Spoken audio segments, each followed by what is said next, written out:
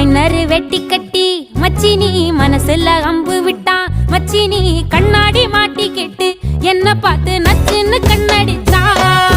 சுத்தமா புத்தி இல்ல மச்சானே, சொல்றதும் கேட்பதில்ல மச்சானே. பக்கத்து வீட்டில் எல்லாம் பக்கா வச்சு மொத்தமா செஞ்சு புட்டா.